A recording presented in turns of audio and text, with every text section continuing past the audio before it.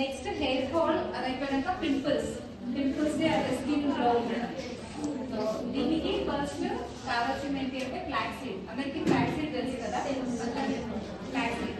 So flax seed ఒక 2 spoons, మెంతులు 2 spoons, బియ్యం 2 స్పూన్స్ 200 ml వాటర్ లో వేసి మంచిగా బాయిల్ చేయాలి. ఎంతసేపు 200 ml మంచిగా 100 ml అయి థిక్ పేస్ట్, అంటే కొంచెం గుజ్జు గుజ్జులాగా మెంతులు అంతా ఫ్లాక్ సీడ్స్ అంతా కూడా కొంచెం బంక అవుతుంది.